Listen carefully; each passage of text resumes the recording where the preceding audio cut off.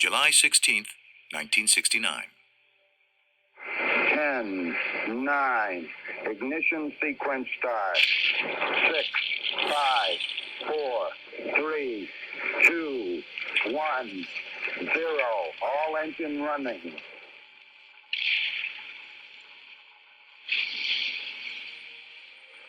Liftoff. We have a liftoff. 32 minutes past the hour. Liftoff on Apollo 11. Americans crowd highways and beaches to witness the launch of Apollo 11 from the Kennedy Space Center.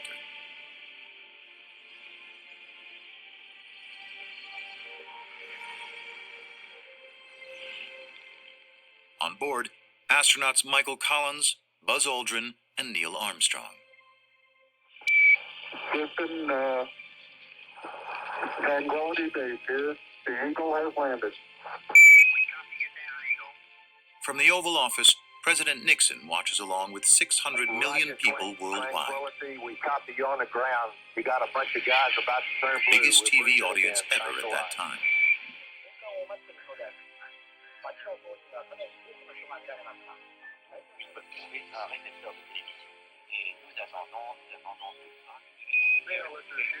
On July 20th, the world sees the first men, Americans, walk on the moon.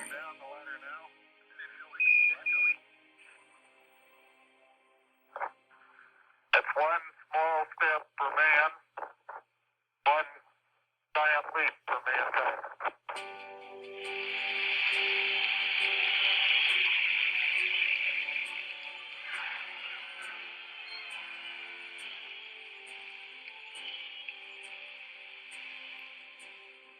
Hello, Neil and Buzz. From the White House, the president congratulates the astronauts. I just can't tell you how proud we all are of what you have done. For every American, this has to be the proudest day of our lives. The promise John Kennedy made at the start of the decade has been fulfilled. On July 20th, 1969, the world stopped. Millions of Americans set aside their fears over an endless escalating war in Vietnam. They set aside their concerns over increasingly violent clashes on college campuses and in cities. All the political baggage that was displayed in the election of 1968 was forgotten, and just for the briefest of moments, Americans looked to the stars in wonderment. On 1969, of course, the Apollo 11 moon landing witnessed Americans set foot on the moon. The first time any human being has set foot on some kind of extraterrestrial body beyond Earth. It's one of those moments where you have to say, Toto, I don't think that we're in Jamestown anymore. And it's, if we think about American history as the story of the frontier, well, now the frontier is quite literally out of this world. But the moon landing itself also kind of harkens back to another event. And it sort of reminds me of the transatlantic flight of Charles Lindbergh, where American culture at that point was experiencing similar divides, but in some respects those divides were less apparent than they were in the 1960s. In the 1960s, it seems as if American society is cleaving down the middle. And this is also the point in American history where, while we're all sort of united in our collective awe, we're more divided than ever before, and we haven't even gotten to Watergate yet. Last time, the Democratic Party splits in two. Speaking of things cleaving down the middle, you have a segregationist party led by George Wallace, and you basically have a non-segregationist party led by Hubert Humphrey, and Richard Nixon kind of exploits that breach and becomes the first Republican president elected since Dwight D. Eisenhower in 1956, which wasn't really that long ago if you think about it. It's just one of those periods where you think it, well, at least for me, it feels like ancient history because there's just a lot that's happened. The Cuban Missile Crisis, the escalation of the Vietnam War, the Civil Rights Movement, the Great Society. There's just a lot of history that happens, again, in a very short period of time. But once again, Richard Nixon wants you to know this. Well, I'm not a crook. Except he totally was a crook.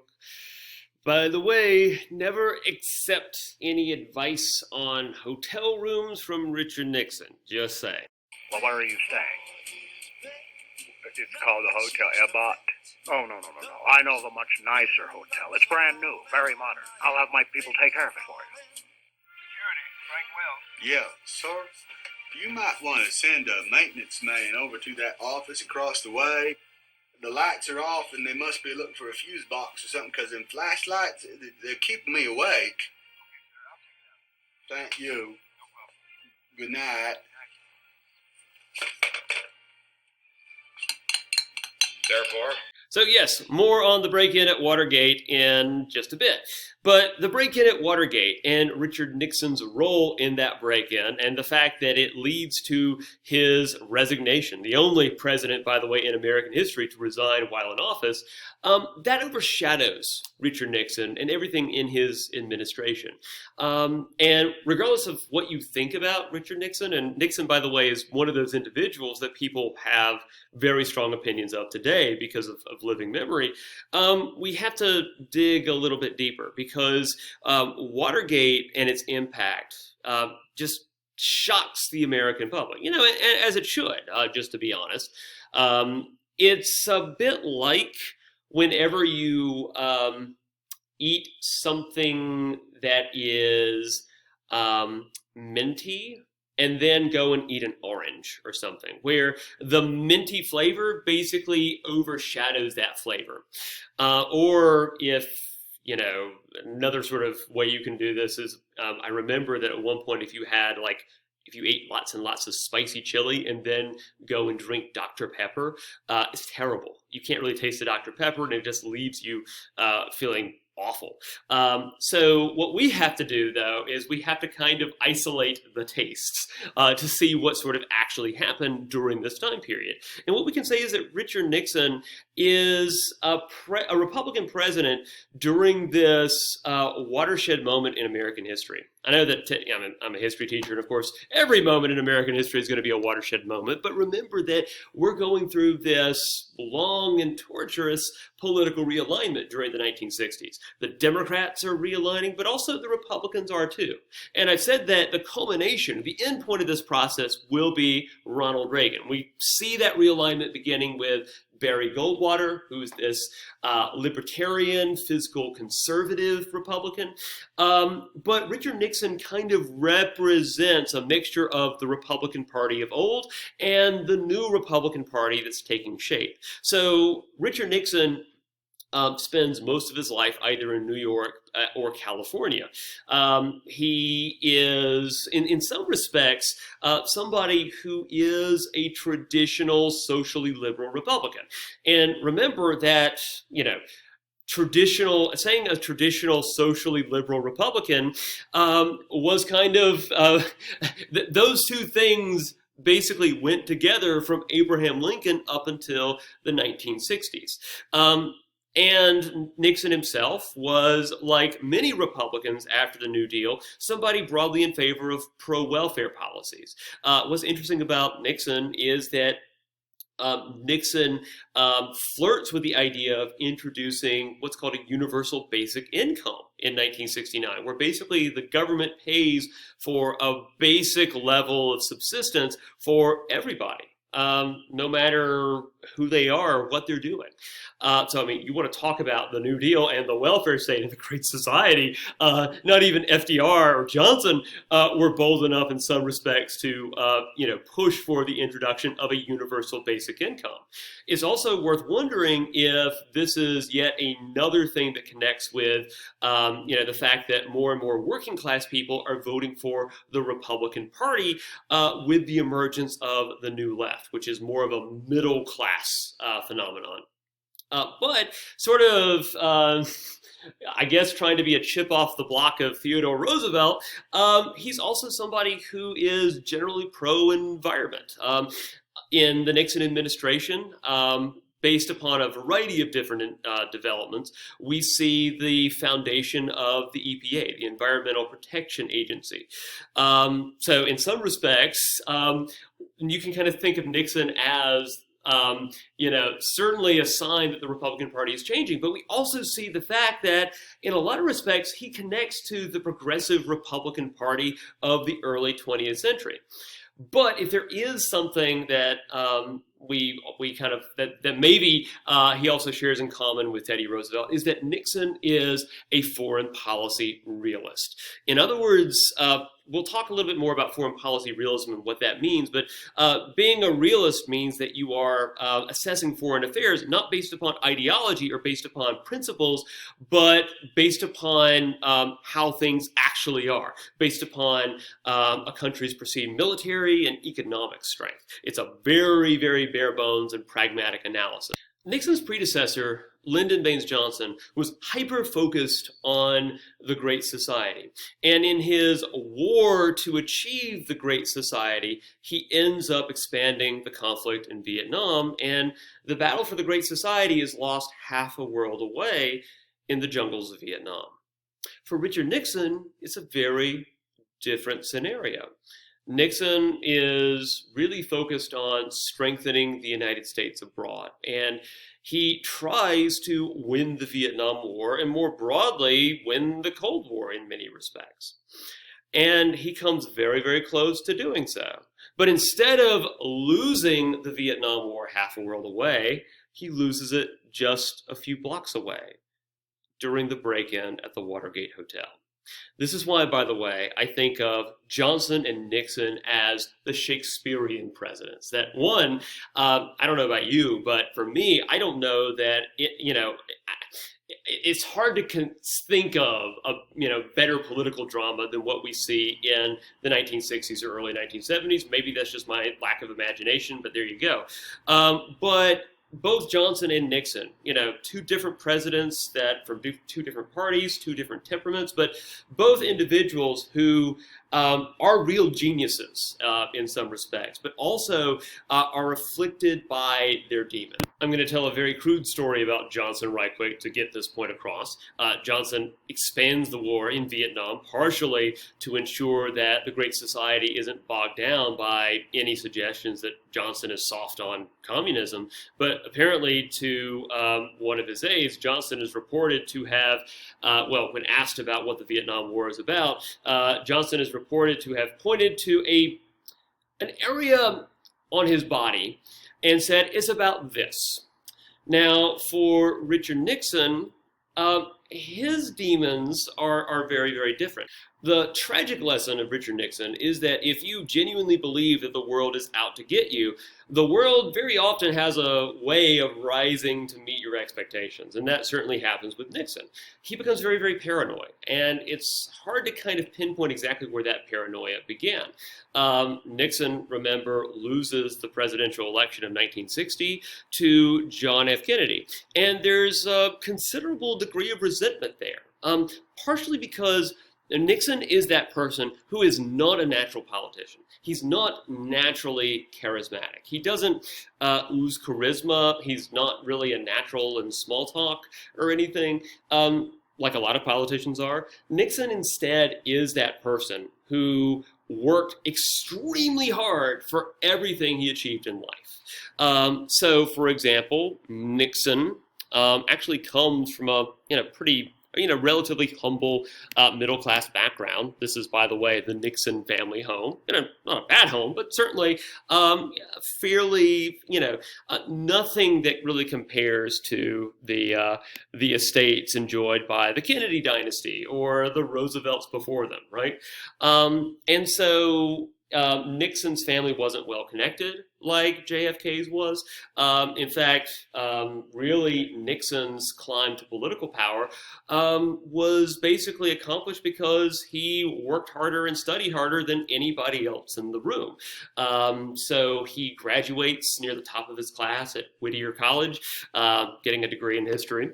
But then after graduating from undergrad, he gets a full ride scholarship to go to Duke University Law School. And a lot of times, by the way, in the progression of presidential politics, presidents will very frequently get law degrees, but very rarely practice. FDR is kind of like, an example of this, who, gets a law degree, but he doesn't really do anything with it. JFK is kind of in the same boat. There are a lot of lawyer presidents who don't really lawyer. But Richard Nixon actually does lawyer work, and that was kind of a point of pride for him. And he was apparently a pretty decent one, actually. He was a very, very good, a debater, not necessarily a charismatic orator, but when it was time for him to articulate policy and arguments, Nixon could be very, very good and incisive. But Nixon kind of feels like he has to fight for everything. And he also gets the impression that compared to Kennedy, he's kind of unloved. And to be honest, that's kind of true. And so he begins to think of the press as his enemy. Again, it's very, very tragic, because what we can say about Nixon is that compared to some of his predecessors, specifically Kennedy, Johnson, FDR, that Nixon, in many respects, is actually a pretty ordinary human being, or at least a decent human being if you're looking at how he relates to his family members. Unlike the other three candidates I mentioned, we can say that he was genuinely devoted to his wife, was faithful to her throughout, was a great dad, surprisingly. And what's really sad about Nixon, and this always kind of hits me right here whenever I read about it, Nixon was that person who never felt like he could really talk to adults, who always felt like he had something to prove. But apparently, like this guy, yes, I'm not a crook, Richard Nixon, was great with kids, like naturally good. Not like, I'm a politician and I'm going to kiss a baby kind of good. But no, like apparently Nixon was known for, like, whenever kids would come over, whenever his daughter would bring over, friends and all that, Nixon would usually ask them, well, what do you think about trade policy and for China?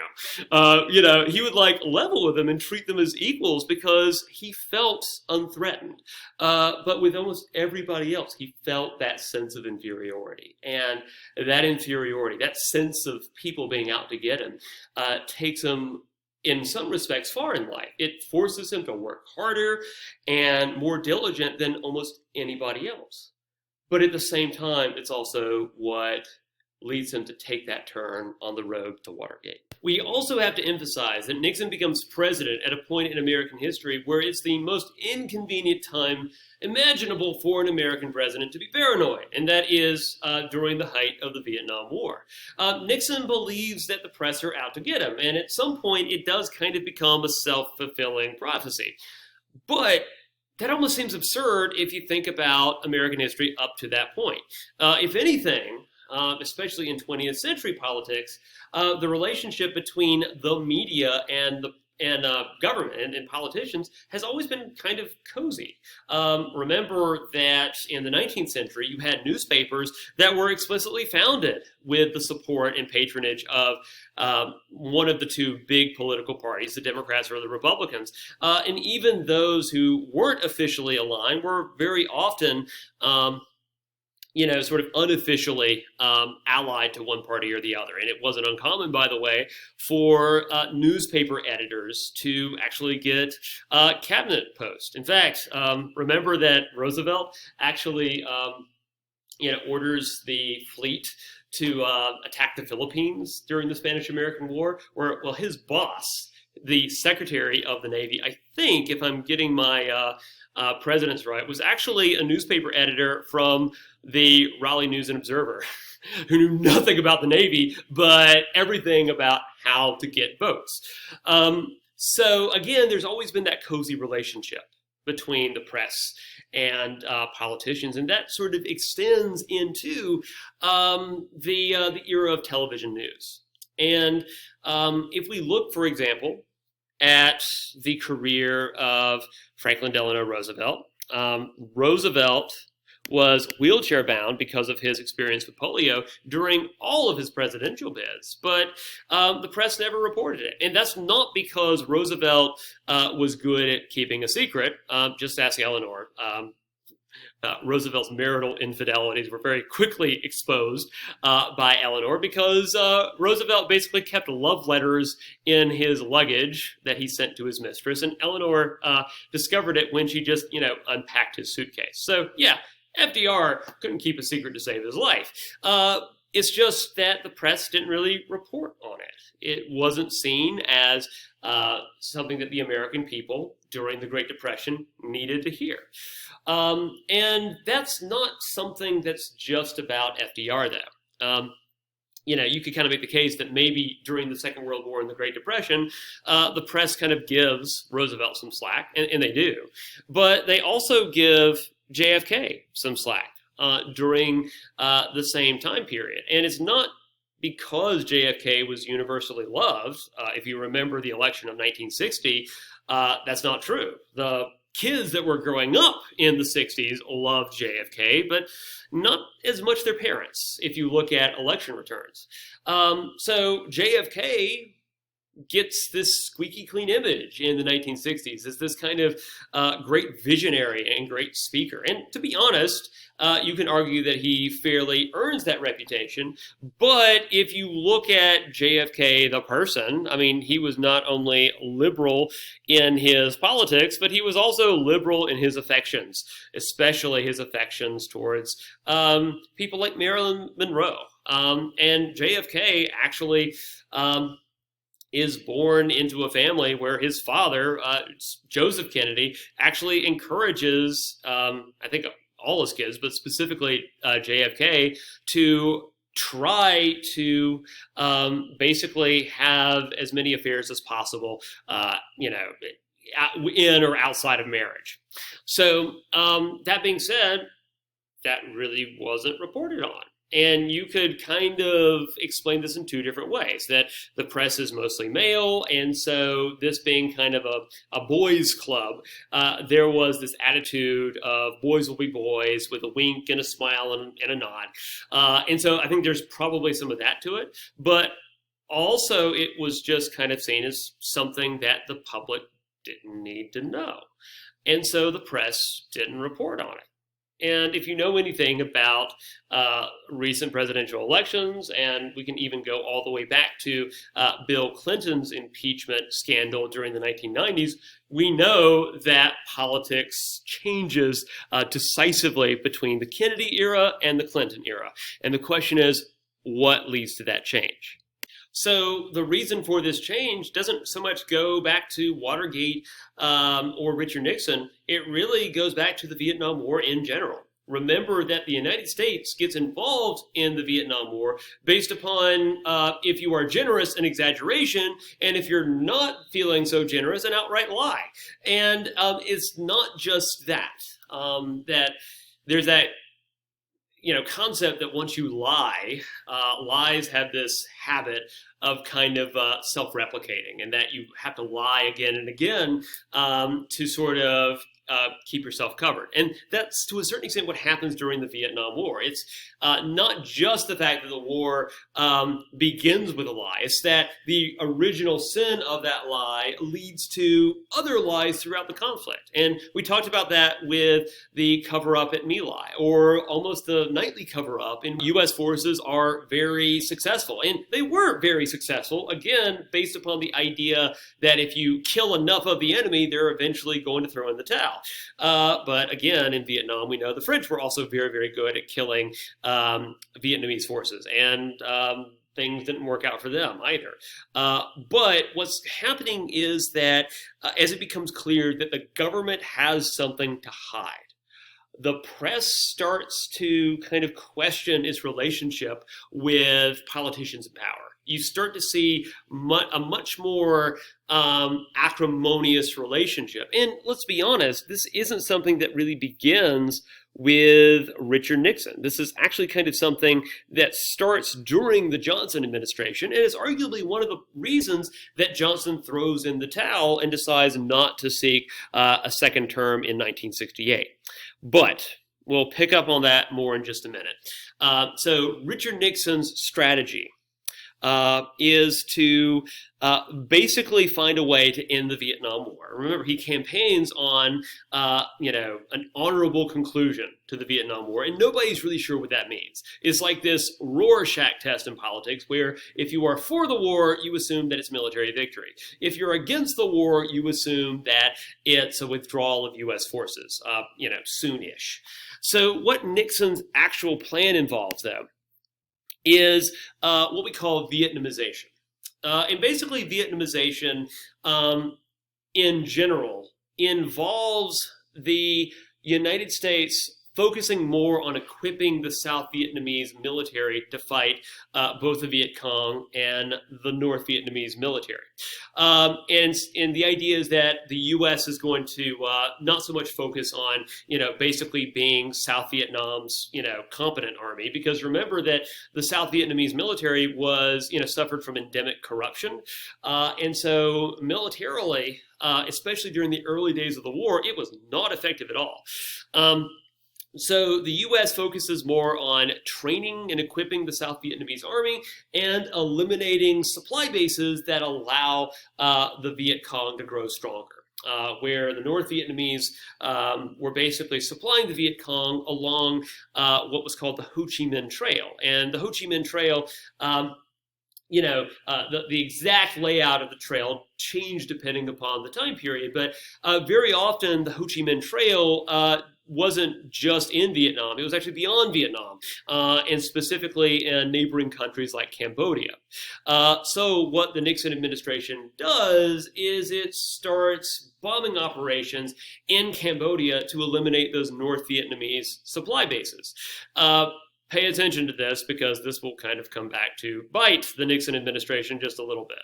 But the other idea in Vietnamization is that the U.S. kind of changes its approach to strategy. The U.S. drops 500,000 troops in Vietnam by the late 60s. And remember, they had won the battles, but it doesn't seem like the war is any closer to a conclusion. The Viet Cong is still a threat. The North Vietnamese don't show any signs of ending their support of the Viet Cong or ending their ambition to unify Vietnam into one country. And so at that point, that causes the U.S. military to kind of change their approach.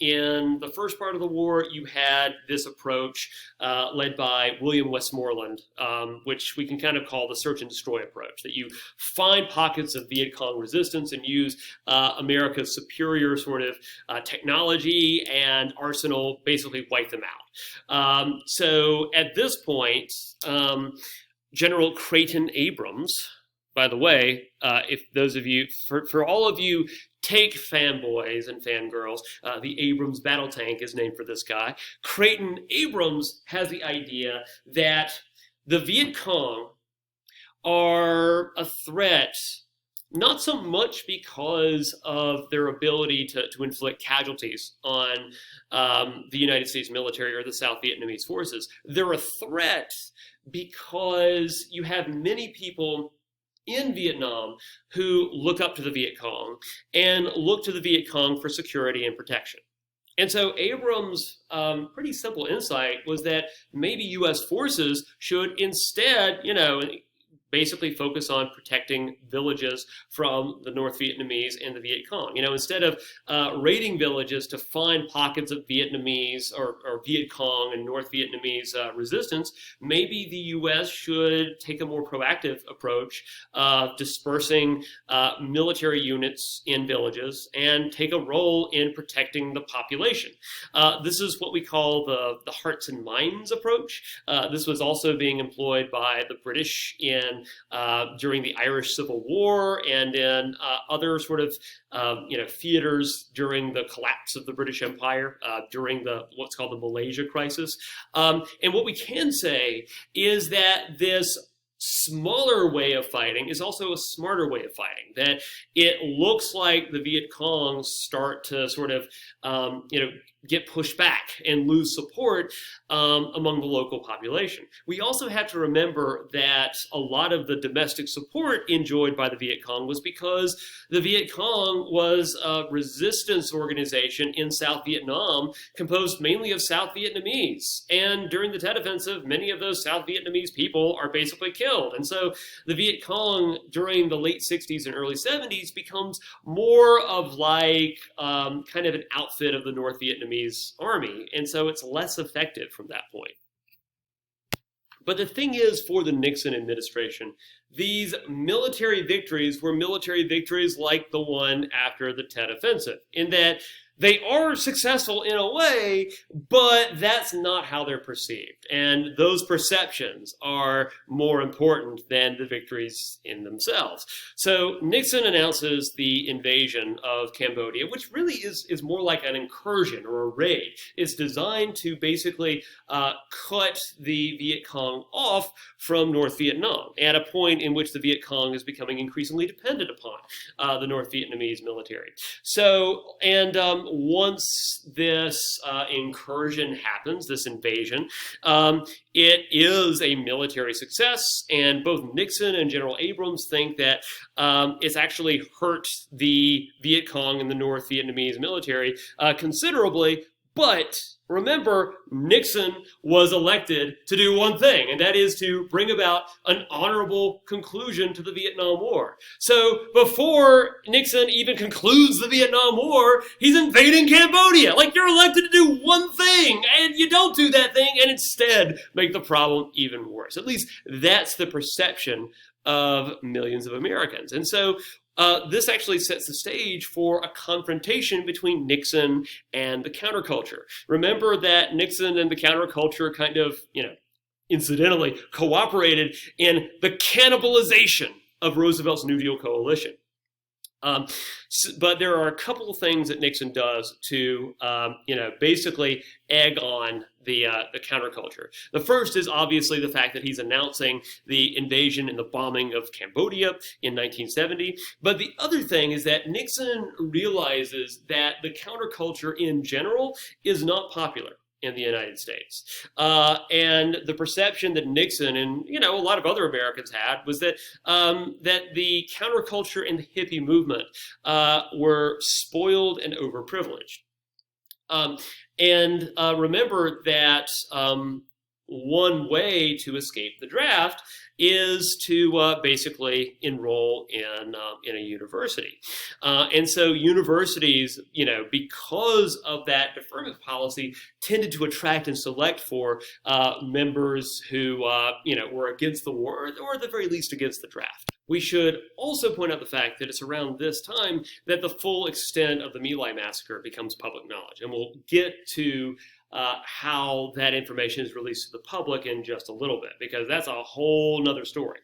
But there's a major protest that's scheduled for May 1st at Kent State University in the state of Ohio. And this protest is led by a number of student activist organizations, including the Students for a Democratic Society. So on May 2nd, 1970, the campus ROTC building is actually firebombed. And in fact, not only is it firebombed, but when the local fire departments are called out and they bring their fire engines, many student protesters actually started slashing the fire hose so that the blaze couldn't be contained. So at this point, we have a word that we use to kind of describe this action. It's called terrorism. And if that was where the story ended, maybe we would remember Kent State in a different way. But student protests and clashes with police and National Guardsmen continued until May 4th, where there's a major confrontation between National Guardsmen and student protesters, and the National Guardsmen open fire. Now, the tragedy of Kent State, I mean, it would be tragic enough, it's tragic enough that 4 people are killed, but not only are 4 people killed, they're not students who are in any way, shape, or form associated with the counterculture or the firebombing of this building. These were students minding their own business, going to class. And you have this very iconic photo taken in the immediate aftermath of this crisis or this incident. And it's always like disturbing to me to see how people react to a crisis. Like on the one hand, you see people who are just kind of in this state of panic and shock. And at the other point, like, look at this guy right here. Like, this is just, it looks like they're just going about their normal day. And that's always kind of chilling to me to see like those two extremes of human behavior in the same photo. But the thing is that we kind of remember this as, a moment in which the counterculture sort of, scores, a body blow against the Nixon administration. And they kind of do. But at the same time, we also have to remember that the counterculture in general remained deeply unpopular throughout almost their entire existence throughout the 60s and 70s. So let's talk a little bit about Nixon's foreign policy, because here's where the story gets really interesting. Nixon is one of those presidents with a fairly clear idea of what he thinks America's role on the global stage is. And Nixon and his Secretary of State, Dr. Henry Kissinger, can both be classified as individuals who believe in realism or realpolitik. And I sort of explain what this means at the beginning.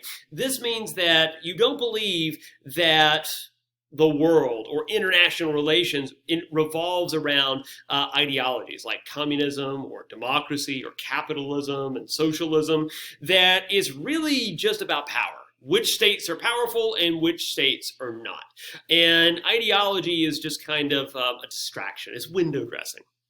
So if you think about that, though, Nixon, even though he is an ardent anti-communist, and we remember that from the Alger Hiss hearings, he is very, very pragmatic and is really focused more upon cold, hard power. And if you think about the Cold War itself, like the Cold War, at least a lot of the Cold War, is about ideology, is about containing communism. So in a lot of respects, the thing that Nixon and Kissinger bring to the table is another look at the idea of containment. Remember that the policy of containment is based on the idea that all communist nations are really mind-controlled by the Soviet Union, that all communist nations share the same interests, they act in concert with one another, and they basically do everything together. And lo and behold, what happens is that in 1969, the two strongest and most powerful communist nations in the world go to war with one another. In 1969, there is a border war between the Soviet Union and the People's Republic of China that we associate with what's called the Sino-Soviet split. Now, there have always been tensions in that partnership between the Soviet Union and the People's Republic of China. Remember that Soviet-style communism is more focused on the working class, whereas if you're looking at Maoism, that's really focused more on the rural peasantry. And we should also point out that Russia and China have long sort of had border clashes, especially if you're looking at sort of the border between China and Russia that sort of is around the area of Mongolia and the Korean Peninsula. So the idea, again, is that communist nations all share the same interests and they all sort of work together. Well, what does containment mean if, well, they're actually fighting one another? Things become so heated between the Soviet Union and the People's Republic of China that the Soviet Union authorizes its ambassadors to sort of put out feelers to the US, the British, the French, to ask, what would the position of the United States of America be if we were to nuke China? No. But Mao, he's crazy.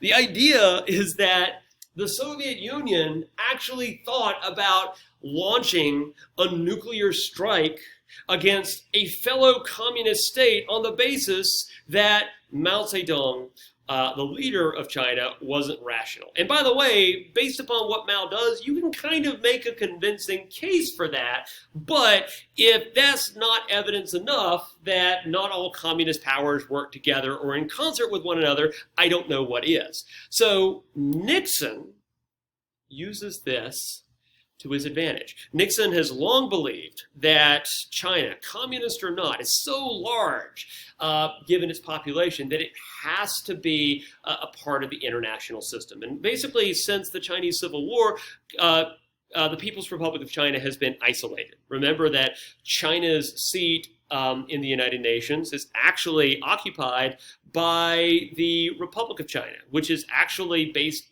on the island of Taiwan. So Nixon, almost as soon as he's elected in 1969, begins, engaging backdoor channels with people close to Mao Zedong, especially his premier Zhou Enlai, and eventually they work out an arrangement where in 1972 Richard Nixon travels to China to meet with Mao Zedong. And I think that this picture might actually be behind me, sorry. But this picture of Mao Zedong shaking hands with Richard Nixon is almost absurd. Like, Mao Zedong kind of splits from the Soviet Union, partially because he kind of believes that he is a hipster communist. And basically communism after Joseph Stalin, is just, fake communism. It's not real communism. And then we have Richard Nixon, the arch anti-communist crusader during the Alger-Hiss trials. And not only do they not fight, they kind of agree to normalize relations, and they also kind of ally with one another to a great extent. And you see this in the Shanghai Communique, where in exchange for normalizing ties and kind of cooperating to a certain extent against the Soviet Union, the U.S. acknowledges that there is one China, and that China is not Taiwan. Instead, it's the People's Republic of China. So, Chiang Kai-shek and his descendants are super irritated, but this move means that from 1972 onward, arguably, the Soviet Union is contained. Mission accomplished. So if Vietnam is all about containment, and you're able to contain the Soviet Union without fighting a war in Vietnam, then why fight in Vietnam? Remember what the Dormouse said. Feed your head. I'm meeting you halfway, you stupid hippies.